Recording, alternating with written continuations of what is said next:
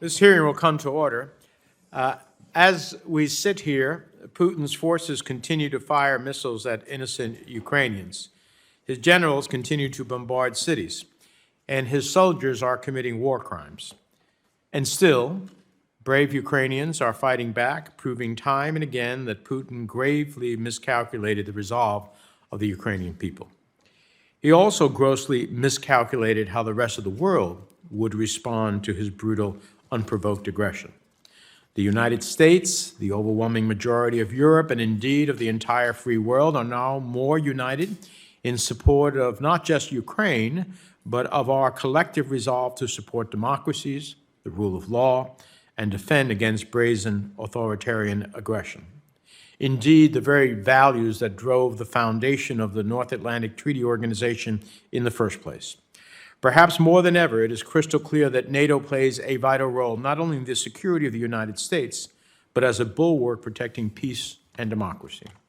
And I feel confident when I say both the ranking member and I believe carefully considering new candidates for NATO expansion is one of the most important responsibilities this committee has.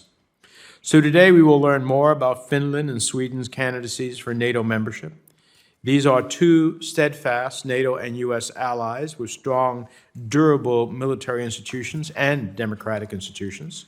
They have every reason to participate in collective defense against Russian aggression, and NATO has every reason to embrace and welcome them into the alliance without delay. In many ways, Finland and Sweden are ideal candidates for NATO membership. NATO is a defensive military alliance designed to preserve in part by holding members to high democratic governance and economic transparency standards. Indeed, further to that point, democratic processes in both countries have shown that the Finnish and Swedish people themselves are strongly supportive of joining NATO. So while NATO has not yet formally prepared the accession protocols for Finland and Sweden, we expect it will very soon. There is tremendous urgency and a strong case for inviting these countries.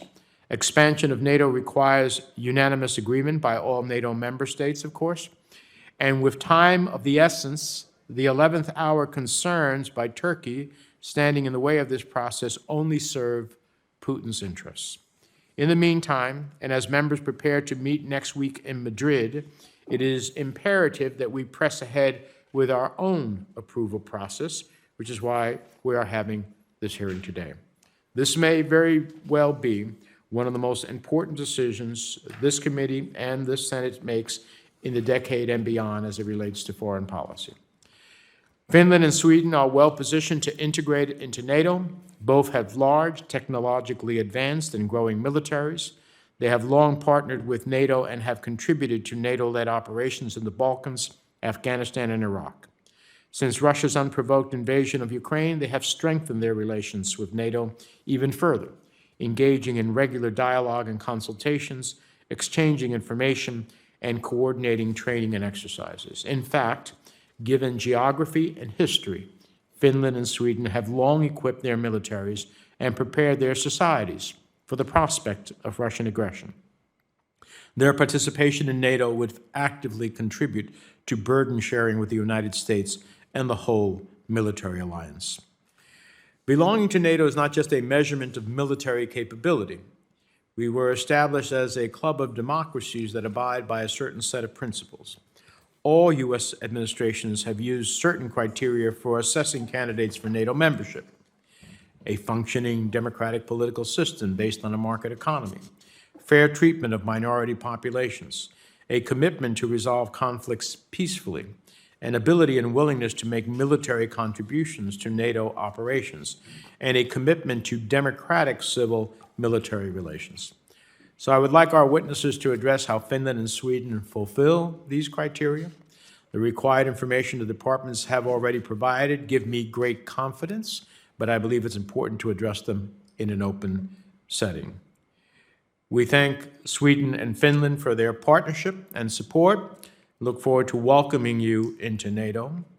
With that, I welcome Assistant Secretary of State for European Affairs, Karen Dunfried, and Assistant Secretary of Defense for International Security Affairs, Celeste Wallander. And finally, it's my great pleasure to welcome Ambassadors Karin Olfsdotter from Sweden and Mikko Hautala, is that the right pronunciation? All right. From Finland, here today for these hearings. We appreciate both ambassadors being here with us. Probably the first outside guest that we have had, so couldn't think of a better guest to have for a better cause and a better moment.